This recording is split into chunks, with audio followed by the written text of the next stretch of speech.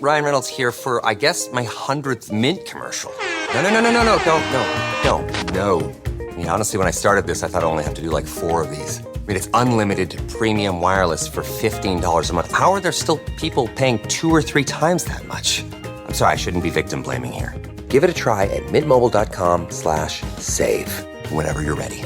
$45 upfront payment equivalent to $15 per month. New customers on first 3-month plan only. Taxes and fees extra. Speed slower above 40 gigabytes. See details. Whether you're ordering wings for the game, whipping up a 7-layer dip, or ordering pizza, there's something about football that makes you want to eat. And this football season, Uber Eats has the best deals on game day food. No matter what you're craving, from 2-for-1 pizza to buy one, get one wings, Uber Eats will be dropping new deals each week, all season long. Uber Eats, official on-demand delivery partner of the NFL. Order now. Terms and conditions apply. See app for details. Money decisions don't have to be either or. With Bank of America, they can be yes and. Like yes to sunny vacations and rainy day funds. Can our digital tools and guidance help you create the future you want? Yes. And help you keep enjoying today too. Do more with a bank that asks, what would you like the power to do? Explore our tips and more at bankofamerica.com/yes and.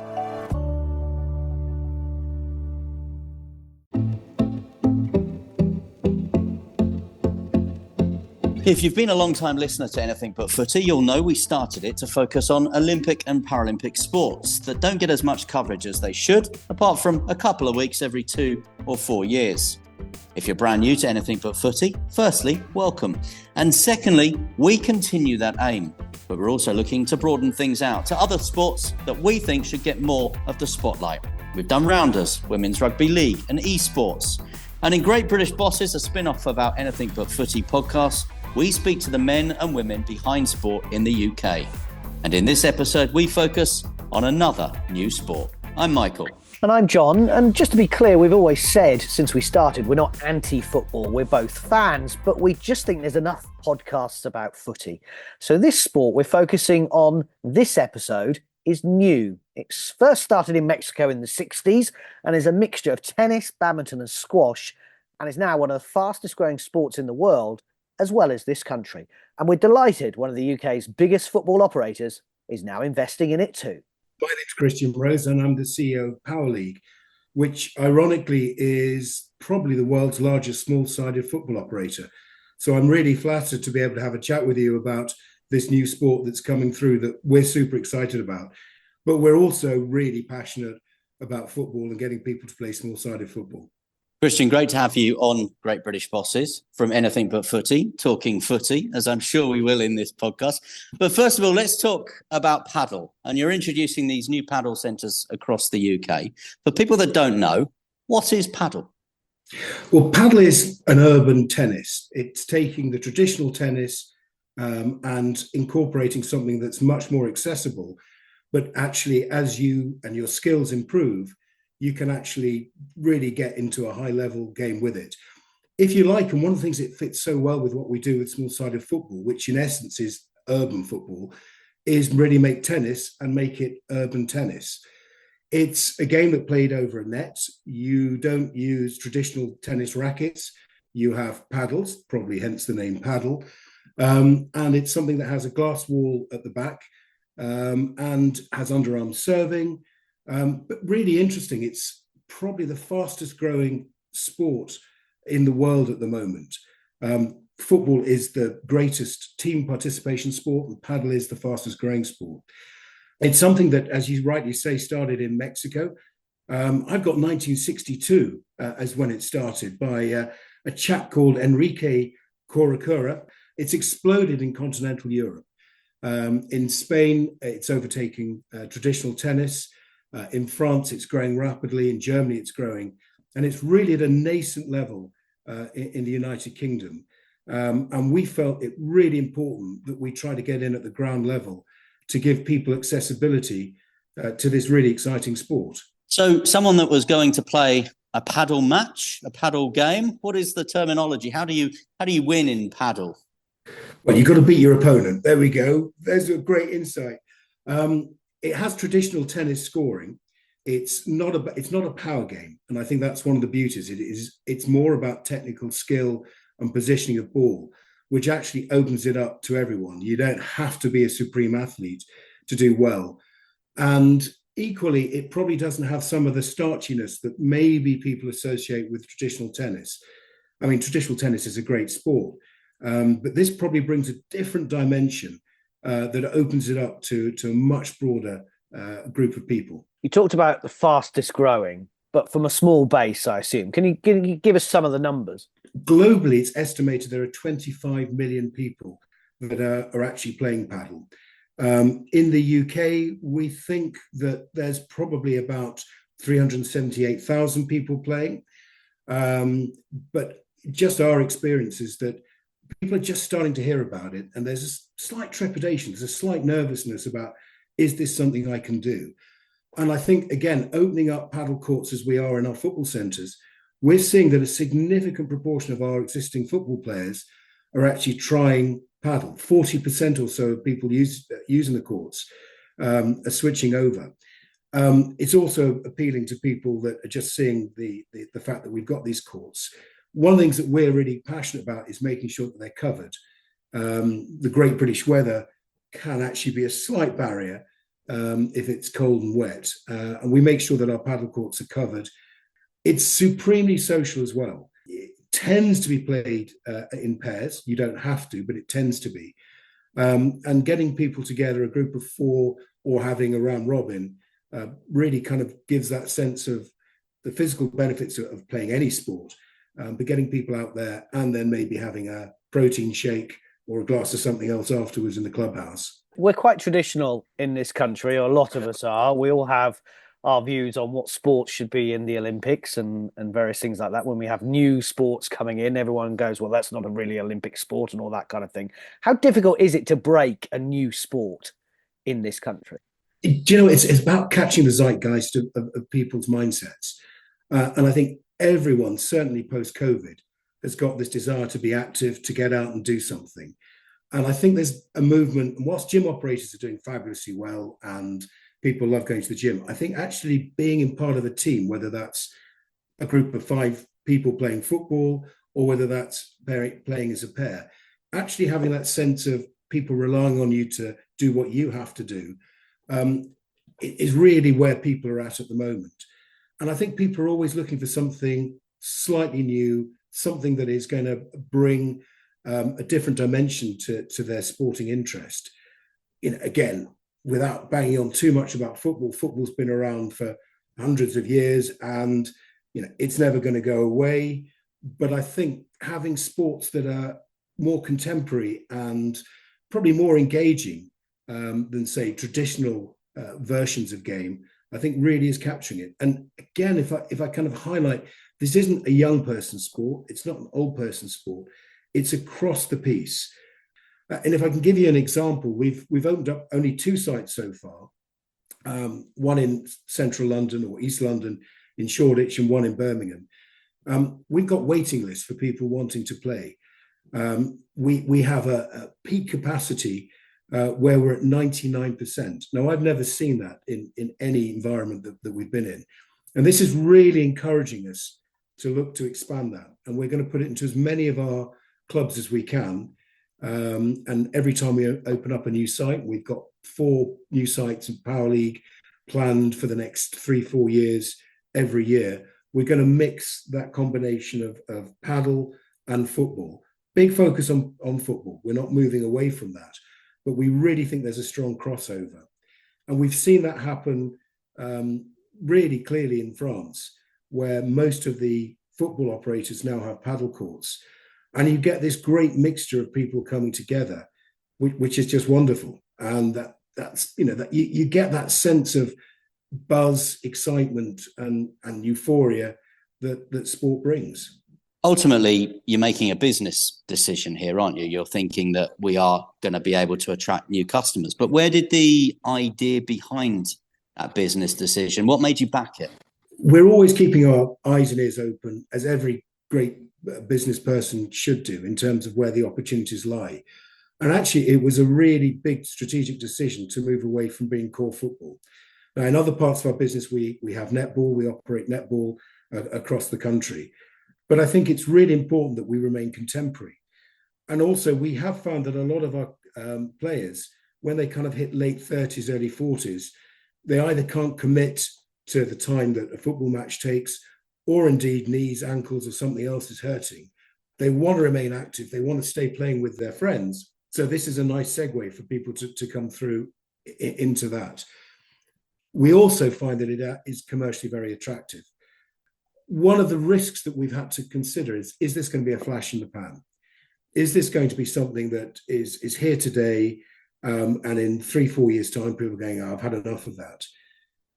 That isn't the experience in the continent. Certainly Spain and France, as I indicated, where you've seen over the last 10 years this growth.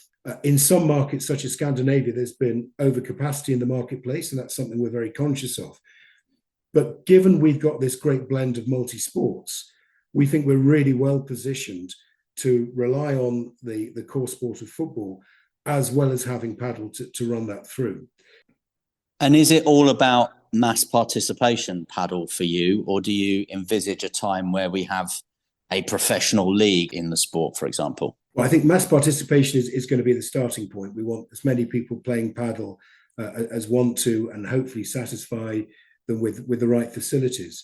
Clearly, if the sport grows as I certainly envisage it in the UK, and it has done in the continent and other parts of the world, it surely has to be something that has to be considered by sporting bodies, the Olympic Federation, to see that as a sport coming through. And we've seen many new sports come in.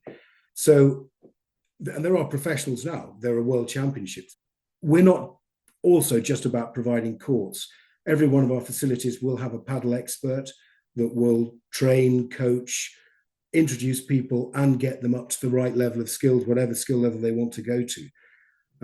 We've seen that in football as well. We've had people start with us as kids, they've become professionals, and we hopefully can avail those same opportunities to padel players. I was going to pick up on that. Could it be an Olympic sport in the future? Why not? Obviously, you have to jump over a lot of hurdles to get that through. I think if there's a great enough interest, it's a competitive game. It's exciting. It's exciting to watch as well. We get other players watching people before and after the game, normally looking to pick up skills. We have professionals playing to kind of exhibit the excitement that it can bring. So yeah, absolutely. I can't see any reason why not. And as you said earlier, it's incredibly equal. You can have men and women playing together. And we saw with Paris that gender parity that the IOC really wanted. They wanted the same amount of men and women competing at the Olympics. Absolutely. This isn't a strength game. It's about technique and skills. You see parents playing with kids. You see mixed sports. You see men playing women. You see mixed. It really is, as you say, that egalitarian sport, which is great. I used to have a theory, Christian, that no one would go and play a game of squash without telling you that they were going to go and play a game of squash. And it seems to me now with padel that when you look at some of the social media platforms, the influencers and the big names are all playing the sport, and that must do your cause a great deal of good. Yes, it does. And again, I come back, is this going to be something that's a flash in the pan? But it's interesting, a lot of other professional sports are bringing padel in for that eyeball coordination, for the fitness that it brings in a different way. Jurgen Klopp said that after football, and I think he said God, the next best thing is padel. So again, the crossover with sports, you can mix it up with your gym workout, you can mix it up with your netball, with your football, with whatever, and it provides additional ways of keeping fit. But there's really something important about that mental well-being. And this country is facing a mental health crisis, especially in young people and especially in young males. And it's proven that playing sport, especially in a team sport, will really help alleviate some of those challenges. I had a call earlier on this morning with the National Pharmacy Association that is really looking to promote active activity. We're talking about a particular partnership with them to just get people out playing sport. And that's a real passion of mine to see people active. And that, I guess, is the reason why the sports and leisure sector got so much backing during the pandemic, because although it might seem kind of trivial, that Thursday evening badminton match or that Sunday morning football or your five-a-side after work is actually really, really important, isn't it? It's crucial. Since the pandemic, we've seen our overall business explode with people coming back. And again, that's not been a flash in the pan. That's been sustained ever since. Clearly, the pandemic was horrendous for so many people, and being cooped up and not being able to do what you love. I think people have said, to hell with it. I want to be out there. I want to be active. I want to be with my mates. I want to enjoy the social aspects that it brings. So I think the future for padel is super exciting. Our biggest challenge to open up quickly, to be honest, are the archaic planning laws that we have in this country. It is horrendous the hoops you have to go through, be that government bodies. If it's a school site, we're trying to introduce padel in school sites, working through the Department of Education, be that Sport England, where if there's another sport in that vicinity, you have to get approval to get the planning permission, and it just takes forever. Now, padel is a little easier than many other sports, but given we want to put canopies on, one thing that we have to address as this country is the ability to get sports facilities open that are going to benefit society. Tell us about Powerleague then. Well, Powerleague is the world's oldest small-sided football operator. It started off in a trucker's yard in Paisley up in Scotland, and a very canny Scotsman saw there was a chance to commercialise what his truckers were doing, kicking a ball around. We've got 43 sites in the UK, Republic of Ireland and Netherlands. We're looking to expand significantly in the UK and potentially further afield. We're looking at franchising the business internationally. We've got fantastic support from our investors who are right behind us and have been since I've been with the business, which is now 6.5 years. And we've expanded and continue to expand. And I'm surrounded by probably the most engaged group of colleagues that you could imagine. We hear so often about kind of young people not wanting to necessarily apply themselves or work hard. All I can tell you is that the colleagues I work with at Powerleague are so passionate about what they do. They are so committed to actually providing something for their communities. It is such a breath of fresh air. I assume that you would play as well, that you want to be part of the success of Powerleague. We see you out on the pitch. I absolutely play padel. I have to say that I'm fortunate, one of these people that because I'm not particularly good at it, I can still play it, which is great. I'm not so great at football, so padel is a great chance for me to use our facilities. I used to be one of those people that used to play squash and tell everybody I was playing squash and making a big song and dance about it. But just as soon as there's a Powerleague paddle court opening near me, which I'm working on for obvious reasons, I'm going to be out there. Christian, your enthusiasm, your passion for the sector is obvious from what you say. Where does that come from? Is your background in sport, health and fitness? How did you get to Powerleague CEO status? Well, I've worked in a variety of different sectors, from the sublime to the ridiculous. So I ran a gin distillery, actually the world's oldest gin distillery. I've run experiential leisure businesses. So my background really is about businesses that have needed a strategic change, and coming in and finding a way forward to give those businesses the greatest opportunity to thrive and prosper. I've worked in businesses that have needed to be turned around. I've worked in businesses that have got to a plateau and need the next acceleration. So I was very fortunate to be approached about the Powerleague role about 6.5 years ago. And one of the key things I think about business is strategy is one of the most maligned or overused expressions in industry. Creating a strategy normally isn't difficult. Actually bringing people with you and delivering that strategy is where I think we've been able to make a difference. And that isn't by top down, by saying to people, this is what we need to do. It's about encouraging everybody to help you create that strategy. looking at the macro influences clearly that are out there, but also the micro elements that every business has and nuancing those to actually deliver that. So for me, the leadership, the inspiration that I get from my colleagues, and hopefully I can impart to them, is what really makes the difference. It's about the belief that you can do something different. And I've been able to do that in most of the businesses that I've had the privilege of operating in. And again, I think you don't have to be a sector expert to really succeed.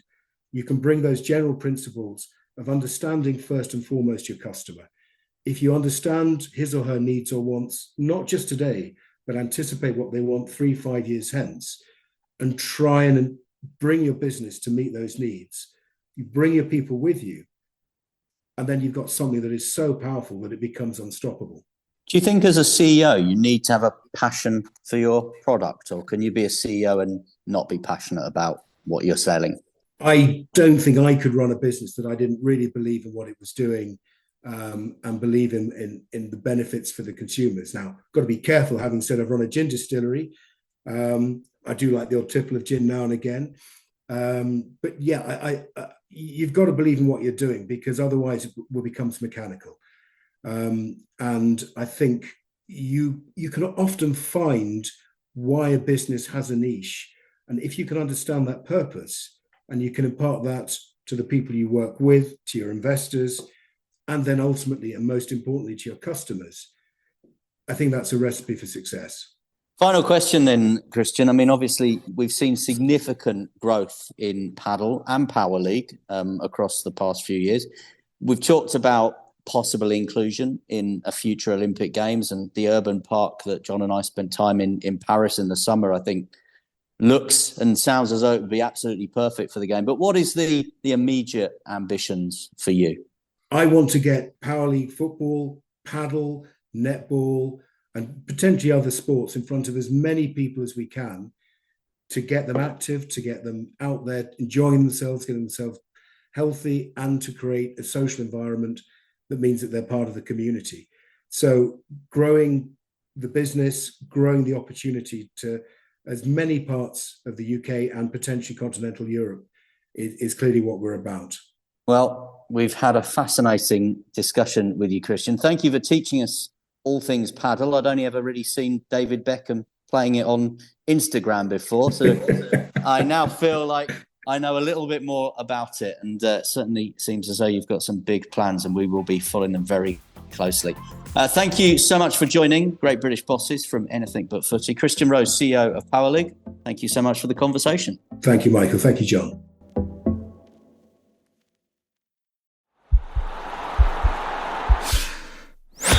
This podcast is part of the Sports Social Podcast Network.